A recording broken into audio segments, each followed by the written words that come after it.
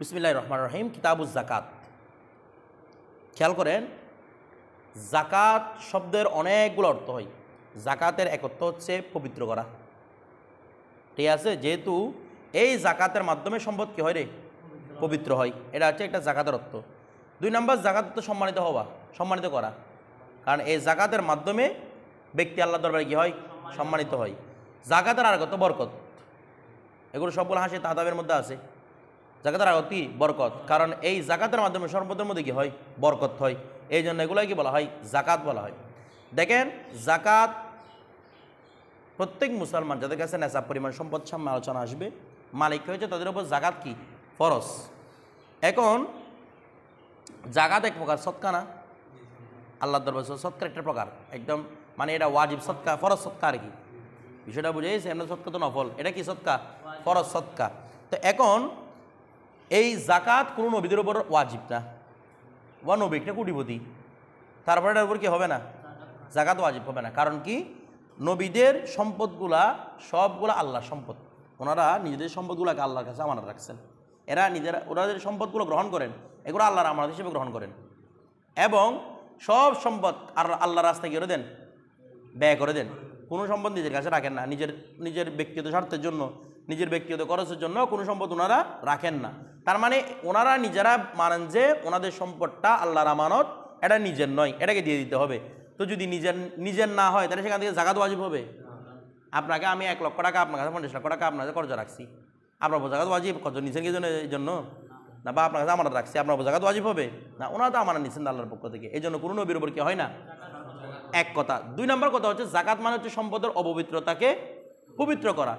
সম্পদ, আমরা যেগুলো সম্পদ ইনকাম করি আমাদের অজান্তে, জানা হলে তো সেটা সম্পূর্ণ হারাম। অজান্তে টাকাটার মধ্যে হারাম ঢুকতে পারে না? হারাম ঢুকতে পারে। তাহলে সম্পদটাকে পবিত্র করার দরকার আছে। আমরা কারণ গুণাগার, গুণাভাবে এটাকে আনতে পারি, সেই জন্য এটাকে কী করার দরকার আছে? পবিত্র করার দরকার আছে। নবীদের কোনো গুণা আছে? ওনার ইনকামের কোনো গুণা আছে? ওনারা মাসুম, এই জন্য ওনাদের সম্পদকে পবিত্র করার কোনো প্রয়োজন নেই। এই জন্য নবীদের উপর কি হয় না? যাকাত ফরজ হয় না। বিষয়টা বুঝতে হবে, নবীদের কখনো যাকাত ফরজ নয়। বিষয়টা বুঝাইছে। যাকাত যদি আদায় করা না হয়, রাসূল পাক সাল্লাল্লাহু আলাইহি সাল্লাম মেরাজের রজনীতে যখন সাইর করেছেন, তখন দেখতে পাচ্ছেন এখানে কিছু মানুষ মানে উটের মতো কাঁটাযুক্ত বিভিন্ন ধরনের গাছ খাচ্ছে। অর্থাৎ গাছগুলো যখন শরীর মুখ দিয়ে ঢুকাচ্ছে, কিছু না এগুলো ছাড়া, জাক্কুম ফল বলতেছে এগুলাকে, জাক্কুম ফল, কিছু না এগুলো ছাড়া। এগুলো যখন খাচ্ছে, মুখে দিয়ে ব্যাট করে, গলা ব্যাট করে চলে আসতেছে এগুলা, মানে পেট পর্যন্ত ঢুকতেছে না।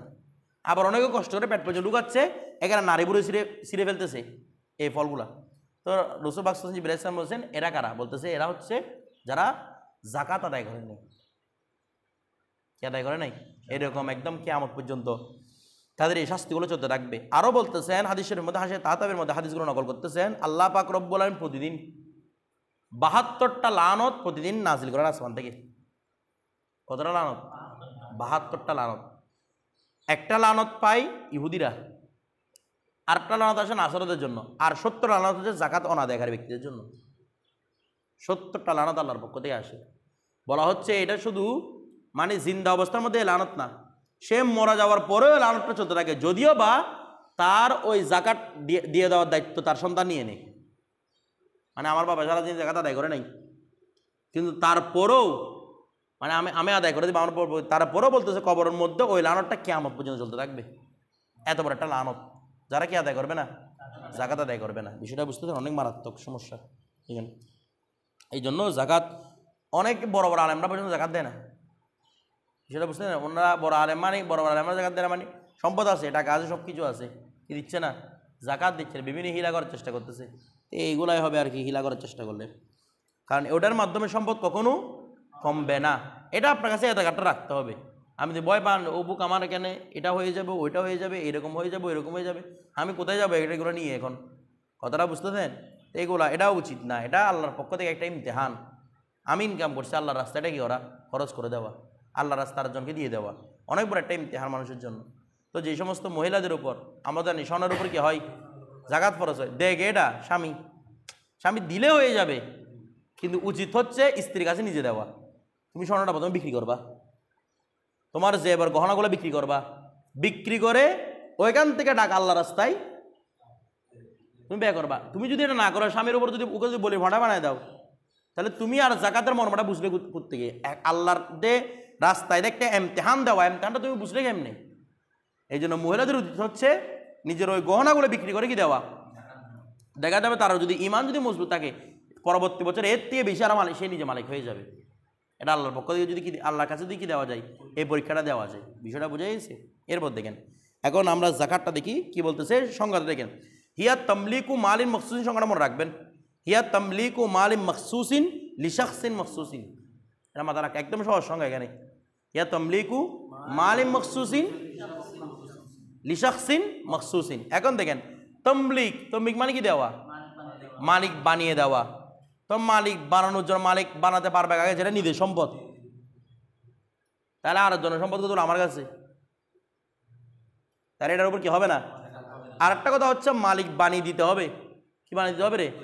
তো মালিক বানিয়ে দেওয়া মানে এখানে আমার কোনো কিছু থাকবে না, সম্পদ তোমাকে আমি দিয়ে দিছি, এটা হবে জাকাত। আপনি জাকাতে নিয়ে দেবেন বানাই দিয়েছেন, এটা জাকাত হবে না। আপনার হাতে জাকাতের টাকা কত ঘুরতেছে, এখন আপনি মানুষ একটাকে নিয়ে ওকে বলতেছেন এমন আমি নিয়ত করছি জাকাতে, জাকাতের নিয়তে উঠে লেগে ওকে আজকে খাওয়াই দিচ্ছেন, কতক্ষণ এটা অর্ডার করতেছে, কতক্ষণ এটা অর্ডার করতেছেন, ওকে এরকম কি দিচ্ছেন, খাওয়াই দিচ্ছেন। ওটার মাধ্যমে কি হবে না, কারণ এটার মধ্যে মালিকানা হয় নাই, খাওয়ানোর মধ্যে মালিকানা কোথায়, এটা নেই। আমার একটা ফ্যাটার মধ্যে চলে গেছে, এর পরে কোথায় ওয়াশরুমে চলে যাবে, এটা মালিকানা কই? বিষয়টা হ্যাঁ, আপনি যে বলতেন এগুলো আমি জিনিস তোমাকে দিয়েছি, এগুলো এখন তোমার মালিকানায়, কাপড় কিনে দিয়েছেন, এটা আমার তোমার মালিকানা, এটা তমলিক হবে। মানুষকে ধরে যদি খাওয়াই দেন, এটা কি হবে না, তমলিক হবে না। বিষয়টা বুঝে গেছে না? বুঝেন নাই? অনুরূপভাবে আপনি এই টাকাগুলো মসজিদে দিয়ে দিচ্ছেন, তো মসজিদটা কার মালিকানা? কার মালিকানা আছে? আউজ করতে ও আল্লাহর মালিকানা বলতে, আল্লাহ মালিকানা সব কিছু, দুনিয়া পুরো আল্লাহর মালিকানায়। এটা শুধু মসজিদকে আল্লাহ মালিকানা, তো বাকিগুলো তোমার মালিকানায় না, পুরো দুনিয়াতে কার মালিকানা? তার মানে মসজিদের কোনো মালিকানা নেই। তো মালিকানা না থাকলে কেন দিচ্ছেন কাকে? মসজিদে দিলে জাকাত আদায় হবে না। কোনোভাবে একটা মানুষ মরে গেছে, ওর কাফনের জন্য টাকা নাই, আপনি জাকাত থেকে টাকা দিয়ে দিচ্ছেন, জাকাত আদায় হবে না। কারণটাকে ওই কাফনটাকে ওর মালিকানায়, এটারও কোনো মালিক নেই। তারপর মনে করেন রোডের কাজ রাখতেছে, আপনি রোডের কাজের মধ্যে দিচ্ছেন, সামাজিক উন্নয়নমূলক সরাইখানা বাথরুম মুখ টমুক এগুলোর জন্য জায়গাতে টাকা দিচ্ছেন, এগুলোর মাধ্যমে কি হবে না? কারণ জনগণের জন্য যেগুলো করা হচ্ছে এগুলোর কারণ নির্দিষ্ট মালিকানা নেই। এখানে মূল সত্য কি পাওয়া যাওয়া, মালিকানা পাওয়া যাবে। তমলিক, তো তমলিক মালিম মখসুসিন, নির্দিষ্ট মাল, তার মানে নির্দিষ্ট মালের উপর কি আসবে দে, জাকাত আসবে দে। যে কোনো মালের উপর কি হয় না জাকাতের, নির্দিষ্ট মালটা কেমন সেটা সামনে আলোচনা করবে। কাকে দিবেন? লিশাখসিন মখসুসিন, নির্দিষ্ট ব্যক্তি, আপনার বাবা দাদা এরকম করে যে কোনো জায়গা বানান তাকে দিয়ে দিলে হবে না, এটা নির্দিষ্ট একটা ব্যক্তিকে আদায় করতে হবে। আপনার বাবাকে আপনি জাকাত দিতে পারবেন না, আপনার সন্তানকে আপনি জাকাত দিতে পারবেন না, আপনার নানাকে আপনি জাকাত দিতে পারবেন না। বিষয়টা বুঝেন নাই মনে হয়? মানে আপনার বাবার গোষ্ঠী দিয়ে, মায়ের গোষ্ঠী দিয়ে, আপনার সন্তানের গোষ্ঠী যা আছে একজনকে জাকাত দিতে পারবেন না, হাসেবি বংশকে জাকাত দিতে পারবেন না। বিষয়টা বুঝেন নাই, যেন বলছে লিশাখসিন মখসুসিন। আচ্ছা, এটা হচ্ছে সংজ্ঞা। এখন দেখেন ফুরিদাত আলা হুররিন মুসলিমিন, জাকাত টাকা ফরজ করা হয়েছে কার উপর? প্রত্যেক স্বাধীনের উপর। তাহলে গোলামের উপর কিনা কেমন জাকাত ফরজ হবে? তার তো কোনো কিছু নাই নিজের কাছে, সবগুলো মালিকের। এরপর মুসলিমিন, কোনো কাফের উপর জাকাত নাই। কাফেরটা নিজে অপবিত্র, এটা করতে সম্পদ পবিত্র করবে, ওর নিজের পবিত্রতা নিয়ে এটা আনানি শুরু হয়েছে। তো এখন দেখেন সম্পদের কিসের পবিত্রতা। তারপর মোকাল্লাফিন, মোকাল্লাফ মানে মুকাল্লাফ, মুকাল্লিফ না মুকাল্লাফ? মুকাল্লাফ, যাকে তো ক্লিফ দেওয়া হয়েছে, আমরা হচ্ছে মুকাল্লাফ। মুকাল্লিফ কে? আল্লাহ। দেখেন মুকাল্লাফুন, তো বলছে কি এ হচ্ছে কি রে মুকাল্লাফ, অর্থাৎ সে বালেক এবং কি হয়েছে, আকেল হয়েছে, সব কিছু হয়েছে। আচ্ছা, তো বলা হচ্ছে কি, আর কি বলা হচ্ছে মালিকিন, কি রে সে মালিক হয়েছে, লিনিসাবিম মিন নকদিন, সে নেশাব হয়েছে, এই নেশাবের কি হয়েছে, মালিক হয়েছে। তো নেশাব প্রত্যেকে মিন নকদিন, সেটা হবে নকদ মূল্য, টাকা পয়সা। তো টাকা পয়সাটা ওয়ালাউ তিবিরান, যদিও বা এই নগদটা নগদ টাকা পয়সাটা নগদ, এই নগদ টাকা পয়সাটা যদিও বা হয় হিসাব হয় ওয়ালাউ তিবিরান, যদি সেটা কিসের মধ্যে হয়? তিবিরের মধ্যে হয়। তিবির মানে হচ্ছে অপরিশোধিত সোনা বা রূপা, যেগুলো এখনো পরিশোধন করা আনা হয় না, মানে যেগুলোর মধ্যে খাদ আছে, খাদে পরিপূর্ণ, খাদ থেকে আনা পরিষ্কার করে এরপরে জ্যাবর ট্যাবর এগুলো বানানো হয়।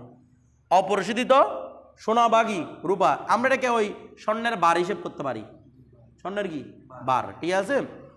ওয়ালাউ তিবরান আও হলিয়ান, অথবা যদি বেশিগুলো জেবর হয়, জেবর মানে কি রেওয়া অলঙ্কার আর কি, অলঙ্কার হয়। আও আনিয়াতান, স্বর্ণের পাত্র হয়, স্বর্ণ রূপার পাত্র, এরকম দামি দামি পাত্র হয়েছে, স্বর্ণ রূপার পাত্র। কথাটা বুঝে গেছে? অনুভাবে স্বর্ণের কিরে যে এবার যেগুলা জুয়েলারি আছে, অলঙ্কার আছে, অনুভাবে নগদ টাকা পয়সা আছে, এগুলোর মধ্যে কি হবে রে? নগদি মানে নগদ টাকা পয়সা, এগুলোর উপর কি হবে? জাকাত ফরজ। দেখেন, স্বর্ণ আপনি যেভাবে ইস্তেমাল করুন না কেন, স্বর্ণ আপনার উপর এটা কি ফরজ? জাকাত ফরজ। এমনি কোনো কিছু যদি ইস্তেমাল করা হয় সেটার উপর কি ফরজ হবে না? জাকাত ফরজ হবে না। মনে করেন আপনার কাছে একটা গাড়ি আছে, গাড়ির দাম 20 লক্ষ টাকা, গাড়ির দাম 60 লক্ষ টাকা, গাড়ির উপর কি আসবে না? আরে আপনার ইস্তেমাল জিনিস। কিন্তু স্বর্ণকে, রূপাকে যেভাবে ইস্তেমাল মান না কেন আপনার উপর কি আসবে? এমনি আমার একটা মোবাইলও 50 লক্ষ টাকা মোবাইলটার দাম, জাকাত আসবে না। কিন্তু এটা আইফোন গোল্ড, মানে এটা আগে বড় গোল্ড দিয়ে তৈরি করছে, ওই গোল্ডের পরিমাণ যদি 7.5 ভরি স্বর্ণ পরিমাণ হয়ে যায়, তখন ওই আইফোনের উপর কি আসবে? জাকাত আসবে। কারণ কি? অর্থাৎ বলতেছি, স্বর্ণ এবং রূপাকে আপনি যেভাবে ইস্তেমাল করুন না কেন, স্বর্ণের উপর কি আসবে? কারণ হচ্ছে স্বর্ণের উপর আসল হচ্ছে মূল্য, পরবর্তীটাকে মূল্য থেকে হাঁটিয়ে এটাকে বিভিন্ন ইস্তেমালের জিনিস বানানো হচ্ছে, কিন্তু মূল আসল কি? মূল্য। কারণ দিনার দিরহাম এগুলো মূলত এগুলো টাকা না, এগুলো তো ব্রিটিশরা মাকিরি করে স্বর্ণ রূপার দাম বাড়ানোর জন্য মূলত ওরা টাকার মুদ্রা প্রচলন করছে। যদি ওই দিনার দিরহামের প্রচলন থাকতো, এখন স্বর্ণের রূপার এরকম দাম হইতো না। স্বর্ণ রূপা করে মানুষের হাতে হাতে থাকতো, গরিবদের হাতে স্বর্ণ রূপা থাকতো। এখন করে স্বর্ণ রূপা গরিবদের জন্য করে স্বপ্নের মতো। কথাটা বুঝে নেবে, এগুলো মূলত ওরা ওই মানুষের সাথে, মুসলমানদের সাথে দুগাবাজি করে সবগুলা স্বর্ণরূপা বাজেয়াপ্ত করে এখন এগুলো ওরা কি করে দিয়েছে, মানে এটা দামি জিনিস, এটা একটাকে সাজানোর জিনিস। তো সাজানোর জিনিস হোক যেটা হোক, ইসলামের মধ্যে আসল কি এটা? মূল্যের উপর, নাকি না? মূল্যের উপর আসল না। এই জন্য আপনি যেভাবে দেন না কেন, সেটা পুরুষ ব্যবহার করুক, মহিলা ব্যবহার করুক, যে ব্যবহার করুক না, তার উপর কি আসবে? জাকাত আসবে। এরপর দেখেন, বলুন তো, আমি ঘরের মধ্যে একটা আমি কি করতেছি, আমার ওয়াশরুমের টয়লেটটা স্বর্ণ এরকম দিছে না সৌদি আরবের মধ্যে? টয়লেটটা কি কমর যেটা আছে, কমরটা কিসের তৈরি? স্বর্ণ তৈরি, ওটার উপরে জাকাত আসবে। বলতো এটা আমি করতেছি, তুমি যে করবে করো, এটা মূল আসল কি? স্বর্ণের মূল্য, এটা মাথায় রাখতে হবে। এরপর আও মা ইউসাবি কিমাতাহু, অথবা যা ওই স্বর্ণের উপর কি রে কিমতের মধ্যে আছে। তো কুত্তেকে মিন উরুদিত তিজারত, এটা কুত্তেকে হতে পারে স্বর্ণের দাম, ব্যবসার পণ্য। আপনি ব্যবসার মধ্যে 50 লক্ষ টাকা খাটিয়েছেন, তাহলে 50 লক্ষ টাকার উপর কি আসবে? জাকাত আসবে। মানে আপনার যেটা মূলধন, মূলধনের উপর কি আসবে? জাকাত। আপনি এটা এরকম না, আপনি দোকানের মধ্যে আপনার একটা মুদির দোকান, চাল কিনছে ডাল কিনছে, বলো তো চালে কোথাও আজকে আছে কালকে নাই, এগুলো 1 বছর হচ্ছে না, তুমি চাল কেন হিসেব করতে? চাল তো তোমার ব্যবসা না, তোমার ব্যবসা হচ্ছে মূলধন। তুমি মূলধনের উপর কি হিসেব করবা? টাকা হিসেব করবা। কথাটা বুঝে গেছি? আচ্ছা, তো বলছে কি আরো কি লাগবে? ফারেগিন আনিদ দাইনি, ওই ব্যক্তি করতে মুক্ত থাকতে হবে, ঋণ থেকে মুক্ত রাখতে হবে। কিরকম ঋণ? আচ্ছা, তো ঋণ মানে কিরকম? যে কোনো ধরনের ঋণ থেকে থাকতে হবে মুক্ত। ঋণ মানে কিরকম ঋণ? যে ঋণটা আপনাকে দিয়ে দিতে হবে, নির্দিষ্ট একটা সময় মুদ্দত নির্ধারিত আছে। ঋণের জন্য কোনো মুদ্দত নাই, বলে কি আমাদের আগে দিলে হবে একদিন, বাপরে তুমি মরে যাওয়ার আগে, যে কোনো আগে এক সময় দিলে হবে, যে কোনো একজন, এরকম কোনো নির্ধারিত নাই। এগুলোকে দাইন বলা হয় না। দাইন 2 ধরনের হয়। একটা দাইন হচ্ছে আদায় করে দিতে হবে, মানে আমার নির্দিষ্ট টাইম মোকাররা আছে। মনে করেন আমার কাছে এখন বর্তমানে 10 লক্ষ টাকা আছে, তাহলে আমার উপর জাকাত ফরজ। এখন সেম 10 লক্ষ টাকা আমার কর্জ আছে, যেটা 1 বছর পরে দিয়ে দিতে হবে। বাজারের জন্য সময় নির্ধারণ 6 মাস, 5 মাস, 3 মাস সময় নির্ধারণ। নির্দিষ্ট টাইম যদি মোকাররর তাকে এটা দিয়ে দেওয়ার জন্য, এবং ওইটার জন্য আপনি চেষ্টাও করতেছেন, ওই অবস্থার মধ্যে ওইটার ওই রকম ঋণ যদি থাকে, তাহলে আপনার উপর কি ফরজ হবে না? জাকাত ফরজ হবে না। অনুরূপভাবে আপনার স্ত্রীর মোহরে মুআজ্জাল না, মোহরে মুআজ্জাল, তাই মোহরে মুআজ্জাল, এখন এগুলো কীরকম? মোহরে মুআজ্জাল দিতেও হয় না, দেও না, নেও না, কখন দিতে হয় সেটা কোনো গ্যারান্টি নাই। যে লিখতেছে সে বোধ দিতে হবে না, যে করতেছে সে বোধ দিতে হবে না। এক মুসিবত হয়ে গেছে এটা নিয়ে, এটা দেওয়া নেওয়া নিয়ে কোনো কি নাই, এটা আপনার ঋণ। এখানে আপনি যদি হিসেব করেন, হুজুর আমি তো আমার উপর জাকাত ফরজ বলতেছেন, আমার বইয়ের কামিন হচ্ছে 50 লক্ষ টাকা, আমার উপর দিন জাকাত ফরজ হবে, এটা আমার করছো না।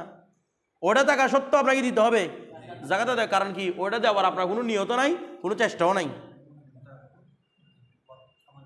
এটা সময় কোনো নির্ধারিত নেই। এই জন্য ওটা আপনি হিসাব পাবেন, এটা এটা আপনার কর্জের মধ্যে হিসাব পাবেন, আপনার কাছে কি দিতে হবে?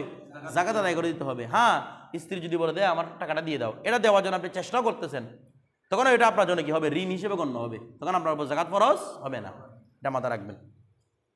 এটা ওই হাসে তাহতাবের মধ্যে আপনি এগুলো পেয়ে যাবেন। ওয়ান হাজতিহিল আসলিয়া, এবং সে মুক্ত হবে থেকে হাজত আসলিয়া থেকে। হাজত আসলিয়া মানে যেটা মূলগতভাবে আপনার হাজত, যেটা ছাড়া আপনি চলতে পারবেন না। তাহলে আপনার পোশাক পরিচ্ছেদ, আমার এত সংখ্যক পোশাক পরিচ্ছেদ আছে, আমার উপর জাকাত ফরজ হয়ে গেছে। দামি দামি ড্রেস, কথাটা বুঝেন নাই? ওর ড্রেসগুলো এরকম হলো আপনার উপর কি আসবে না? জাকাত আসবে না। হ্যাঁ, আপনি ড্রেস একটা বসে স্বর্ণের প্রলেপ দেয়া, স্বর্ণ দিয়ে মোড়ানো, তখন ওই স্বর্ণের উপর কি আসবে? জাকাত আসবে। যদিও আপনি সেটা কি করেন? ইস্তেমাল করেন, কারণ স্বর্ণের উপর আসল কি? আচ্ছা, কেউ মনে করেন টাকা দিয়ে এটা ড্রেস বানাইছে, মৌলী মুস্তফা একটা টাকা দিয়ে ড্রেস বানিয়ে এটা কি পড়তেছে, ওই শায়ের কতগুলো টাকার মালা পরা যায় না? টাকার একটা মালা পরা পরা দিয়েছে, ওই মালাটাই আপনি প্রতিদিন ঘুরতেছেন। কথাটা বুঝেন নাই? ওটার উপরে কি আসবে? দেখা দেবে, কারণ এটার মূল্য আসল হচ্ছে কি? কাপড় নয়, মূল্য আসল হচ্ছে এটাকে দিয়ে দেওয়া, এটাকে আদান প্রদান করা। এই জন্য এটা কি, এটার উপর কি আসবে? জাকাত আসবে। বিষয়টা বুঝতেছেন না? বুঝেন নাই? এটা মাথায় রাখতে হবে। এরপরে হাজতিল আসলিয়া, তারপর বলতেন নামিন, আরো অর্থ হবে সেটা কি রে? বর্ধনশীল হতে হবে, যেটা মূল্য বাড়ে। কি বাড়ে রে? মূল্য বাড়ে। কথাটা বুঝেন নাই? মূল্য বাড়ে না এরকম আপনার ঘরের মধ্যে সোফা কতগুলো আছে, বলে এগুলো এখানে আমরা রাখছি, ওইটার উপর জাকাত হবে না, কারণ ওগুলো কি হচ্ছে না, মূল্য বাড়তেছে না। এটার সোফাটার মূল্য বাড়বে না, কমবে দে, কেনার পরে এবার আবার আধা দাম কমে যাবে। এটার ইউজ করেনও নাই, কথাটা ওঠাইলে কি হবে না, মূল্য কখনো বাড়বে না। এরপরে ওয়ালাও তকদিরান, যদিও বা এই মূল্য বাড়া কি হোক, তকদির হোক, মূল্য সরাসরি বাড়ে কোথায়? ব্যবসায়িক মালে সরাসরি মূল্য বাড়ে না। আপনি 10 লক্ষ টাকা ইনভেস্ট করছেন, বছর না আগে এটা 20 লক্ষ টাকা হয়ে গেছে, তাহলে মূল্য বাড়ছে কি না? আপনার 10 লক্ষ টাকার মাল ছিল, বছর ঘুরতে দেখা যাচ্ছে এখানে আপনার কাছে 20 লক্ষ টাকার মাল, তাইলে এটা সরাসরি দেখা যাচ্ছে কিনা নামিটা, এই মালটা যে নামে দেখা যাচ্ছে কিনা। আপনি যখন এই তিজারতের মালের উপর জাকাত দিবেন, লাভসহ হিসাব করে জাকাত দিতে হবে। বুঝেন নাই? বলো ধরো লাভের তো 1 বছর হয় নাই, লাভের 1 বছর না হোক, লাভসহ হিসাব করে কি দিতে হবে? মানে আমি আজকের দিনে মনে করেন 10 লক্ষ টাকা ইনভেস্ট করছি আমার ব্যবসার মধ্যে, 1 বছর পরে গিয়ে হয়ে গেছে কত? 20 লক্ষ টাকা। টোটাল 20 লক্ষ টাকার উপর আমাকে দিতে হবে, জাকাত আদায় করতে হবে। আমি যদি বলি যে না বা ওগুলো তো মাঝে মাঝে আসছে না, 2-3 বছর 2 মাস পরে আসছে টাকা, 3 মাস পরে টাকার কোনো নয়, যেগুলো লাভ আসবে সবগুলো কিসের ভিতরে হিসাব? কারণ এটা নামই হচ্ছে, নামিটা হচ্ছে আমার লাভের দলিল হচ্ছে নামি, আমি নামিটার উপর জাকাত দিতে হবে না, পুরো টাকাটার উপর কি দিতে হবে? জাকাত আদায় করতে হবে। বিষয়টা বুঝে গেছে? এরপর দেখেন ওয়ালাও তকদির, আর তকদির কোথায়? তকদির হচ্ছে আপনার স্বর্ণ রূপা, আপনি রাখছেন একটা দাম, এটা কি স্বর্ণ 1 ভরি রাখলে পরবর্তী বছর কি 2 ভরি হয়ে যাবে? এটা হবে না, কিন্তু এটার মূল্যটা বাড়তেছে। এটার বিষয়টা বুঝতেছেন? এটা হচ্ছে মূল কথা। এরপর দেখেন ওয়াশরতু উজুবি আদাইহা, এখন জাকাত আচ্ছা জাকাত ওয়াজিব হওয়ার সবব কি? মাল, এতক্ষণ মাল নিয়ে আলোচনা করতেছে না, এটাই হচ্ছে মূল জাকাত ওয়াজিব হওয়ার কি সবক। আমার কাছে এখন 10 লক্ষ টাকা আছে, আমি চাই এখন জাকাত দিতে পারবো, হওয়ার না হওয়ার লাগবে না আমার কাছে। তবে শর্ত কি? শর্ত উজুবি আদাইয়া, অর্থাৎ আপনার কাছে আদায় করা ওয়াজিব কখন হয়ে যাবে? বলছে হাওয়ালানুল হাউলি আলা নিসাবিল আসলি, নেসাবে আসলির উপর, মানে যেটার উপর আপনার জাকাত ফরজ হয়েছে ওই নেসাবে আসলির উপর কি হওয়া? হাওয়ালানুল, ওয়ার উপর সবর দিয়ে হাওলান বলেন না, এটাকে হাওয়ালানুল ফাআলানু জনে, হাওয়ালানুল হাউলি, হাওয়ালানটা কি? মাসদার, ফাআলানু জনে মাসদার। কথাটা বলছে হাওয়ালান মানি অতিবাহিত হওয়া, আল হাউলু মানি বছর, বছর অতিবাহিত হওয়া, তাহবিল মানি রূপান্তর হওয়া না অতিবাহিত হওয়া আর কি। আমরা বলি তাহবিল করো, তাহবিল মানে কি? রূপান্তর, পরিবর্তন করা, হাওয়ালানুল হল। তাহলে হাওয়ালান হওয়া মানে কি? হওয়া 1 বছর সময় অতিবাহিত হওয়া মূল নেসাবের উপর। ঠিক আছে, মানে মূল নেসাব কেন বলতেছে? তারা মানে লাভের উপর কি হতে হবে না, 1 বছর অতিবাহিত হতে হবে না, মূল নেসাবের উপর 1 বছর অতিবাহিত হলেও হবে। এরপর দেখেন তো এখন বলতেছে কি লাভের কথা বলতেছে, ও আম্মাল মুস্তাফা, আচ্ছা তার মানে 1 বছর হওয়ার আগে যদি কেউ আদায় করে দে, টাকা আছে 1 বছর হওয়ার আগে আদায় করে দিয়েছেন, জাকাত কি হয়ে যাবে? আদায়, কারণ সবব পাওয়া গেছে, সব পাওয়া গেলে মুসাব্বব শুদ্ধ।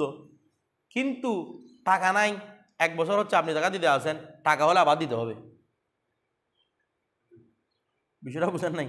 আমার টাকা পয়সা কিচ্ছু নাই, নিজে জাকাত নেওয়ার যোগ্য, আবার আরেকজনকে দিচ্ছেন, জাকাত দিচ্ছেন, 1 বছর না 15 বছর হলেও আপনার উপর কি না জাকাত ফরজ না। যখন জাকাত টাকা আসবে আপনি বন্ধু আমি প্রতি বছর তো দিয়ে আসি, আবার দিতে হবে আপনার কাছে। কারণ কি? কারণ স্বভাব পাওয়া গেলে আনা হবে এটা। মনে করেন আমি এখন দিয়ে দিলাম, আমার কাছে টাকা পয়সা কিচ্ছু নাই, জাকাত দিয়ে দিলাম, আমি বছরের শেষে দেখতেছি দেখি আমাদের কি এসে গেছে, টাকা এসে গেছে, ওই টাকার উপর জাকাত দিতে হবে, কারণ আমার উপর কি ফরজ হয় নাই, জাকাত ফরজ হয় নাই, তখন আমি দিয়ে দিচ্ছি। আচ্ছা, এরপর দেখেন ওয়াম্মাল মুস্তাফা, তাহলে এখন কি রমজান মাসে দিতে হবে জাকাতটা? পুরো বছর দিয়ে যাবে। ধরো এখন কোথাও লিখছে রমজান মাসে দিতে হবে, তো রমজান মাসে কেন দেয়? এটা আমাদের ওলামা এরা হিলা করছেন, এরা ভালোর জন্য। 1 টাকা দিলে 70 টাকা, কমপক্ষে 70 টাকা, বেশি তো কোনো হদ নাই, বেশি হলে 700 টাকা, সেটা বুঝেন নাই? তো এখন 1 টাকা দিলে 700 টাকা সব পেয়ে যাচ্ছেন, এই জন্য বলে কোথায় আদায় করেন? রমজান মাসের মধ্যে আদায় করেন, এটা বলে আর কি। আর না হলে সারা বছর আপনি আদায় করতে পারবেন। এরপর কিন্তু কোনো কোনো সময় রমজান মাসের চেয়ে বাকি মাস বেহতর হয়ে যায়। একটা গরিব মানুষ বা মেয়ে বিয়ে দিতে পারতেছেন, আপনি রমজান মাসের জন্য বসে আছেন সব বেশির জন্য, আপনি চাইলে ওকে এখন এটা কি দিতে পারতেন, দিয়ে হেল্প করতে পারতেন, এটা বেশি সব হইতো না? না রমজান মাসের জন্য অপেক্ষা করে বেশি সব, যে যখন যেটা হাজত আসবে সেটা হচ্ছে সবচেয়ে বড় সওয়াব। এরপরে ওয়াম্বাল মুস্তাফাদু ফি আসনাইল হাউলি, আর বছরের মাঝখানে যা আপনার অর্জিত হয়েছে, মানে লাভ টাপ যা করতে পারছেন আপনি, তো বলছে কি ফায়ুদম্মু ইলা মুজানিসিহি, তার মুজানাসার ভিতরে, তার ওই মূল সম্পদের ভিতরে সেগুলো কি করা হবে? অন্তর্ভুক্ত করা হবে। অর্থাৎ লাভ টাপ যা করতেছেন টোটাল টাকার উপর কি দিতে হবে আপনাকে? যাকাত আপনাকে দিতে হবে। বিষয়টা বুঝে গেছে? এরপর দেখেন তা বলতেছে কি ওয়ায়ুজাক্কি, সে কি করবে? তাসকিয়া করবে, পরিশোধন করবে, বিতামামিল হাউলিল আসলি, পুরো বছরের মধ্যে যা কিছু সে অর্জন করতেছে সবগুলোকে সে কি করতে হবে? তাসকিয়া করতে হবে, মানে পরিশোধন করতে হবে, অর্থাৎ যাকাত আদায় করতে হবে। কথাটা বুঝে গেছি?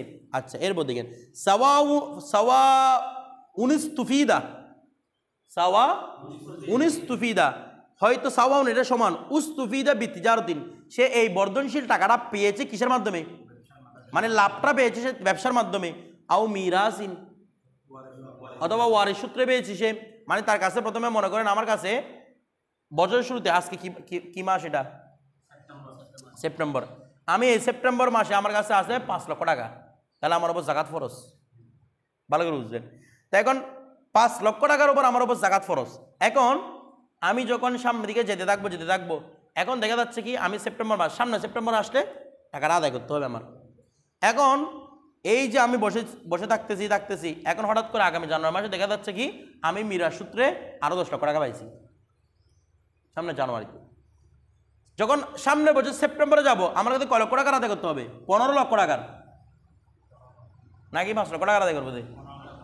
বলবেন তো ওটা তো হয় নাই 1 বছর। ওটার না হোক, মাঝখানে যা পাবেন সবগুলো তার মুজানাসাদের ভিতরে কি হবে? অন্তর্ভুক্ত হবে। আপনি সেটা ব্যবসার মাধ্যমে পান, ওয়ারিশ সূত্রে পান, যেভাবে পান না কেন, বিষয়টা বুঝে গেছে? কতটুকু দিতে হবে? মাত্র 40 ভাগের 1 ভাগ। জাকাতের হিসেবটা একদম সহজ, মানুষ এটাকে এইভাবে বলে মাথাটা ঘুরাই ফেলেছে।